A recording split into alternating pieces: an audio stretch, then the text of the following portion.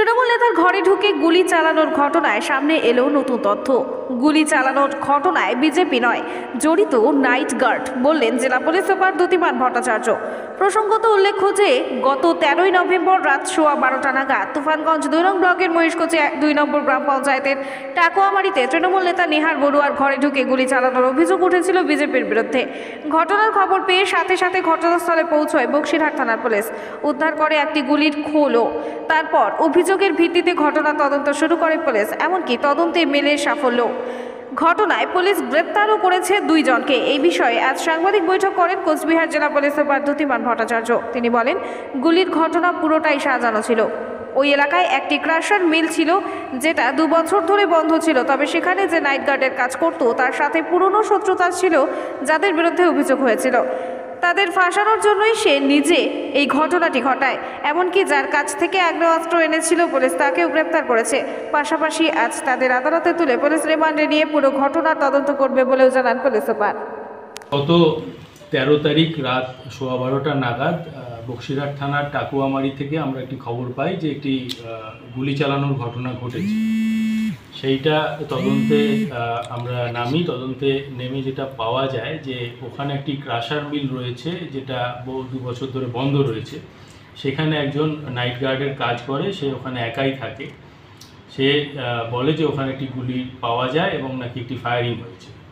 পরবর্তীকালে আমরা এই পুরোটা ঘটনাটা তদন্ত করি এবং তাকেও আমরা জেরা করি। তাকে জেরা করে যেটা পাওয়া যায় যে তার সাথে 2 জনের একটা পুরনো শত্রুতা ছিল, যাদের নামে কমপ্লেন হয়েছে। তো তাদেরকে ফাঁসাবার জন্য সে নিজেই এই গুলি চালানোর ঘটনাটাকে বানিয়েছিল। কারণ এই গুলি চালানোর শব্দ কেউ শোনেনি, গুলি চালানোর ঘটনাও কেউ দেখেনি। পরবর্তীকালে গতকাল রাতে আমরা তার কথা মতো সে যেখানে তার বন্দুকটি লুকিয়ে রেখেছিল সেইটি আমরা উদ্ধার করি এবং তার কথা মতো সে আরও এটা স্বীকার করে যে যার থেকে এই বন্দুকটি পেয়েছিল তাকেও আমরা গ্রেপ্তার করি এবং তার কাছ থেকেও একটি আমরা আগ্নেয়াস্ত্র উদ্ধার করি।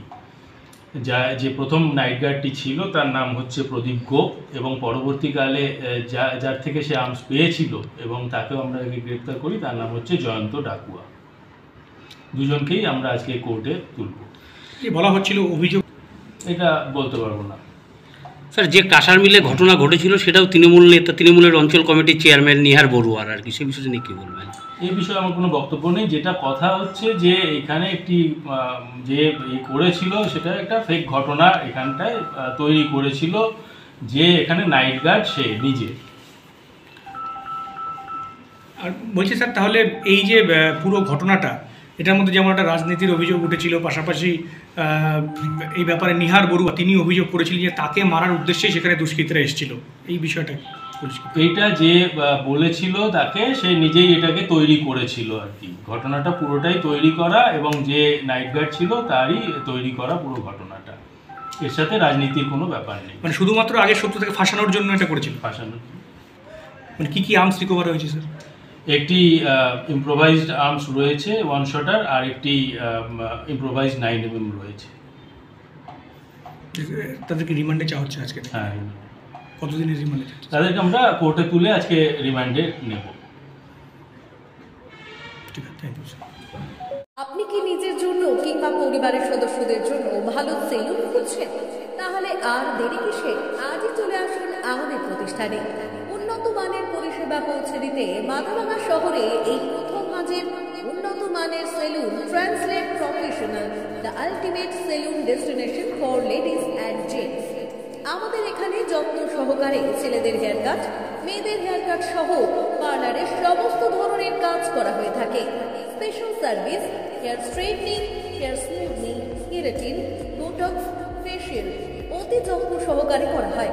এছাড়াও আমাদের এখানে পাবেন pedicure, wax, bleach, threading, eyebrow, hair spa, hair colour, oil ম্যাসাজের মতো পরিষেবাগুলি।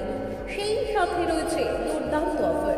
তাই দুর্দান্ত অফারের সুবিধা নিতে আজই চলে আসুন আমাদের প্রতিষ্ঠানে কিংবা যোগাযোগ করুন আমাদের সাথে। আমাদের ঠিকানা মাথাভাঙা থানাপাড়া রোড এবং পচাগড় সুজুকি শোরুমের পাশে। আমাদের মোবাইল নাম্বার 9932233777।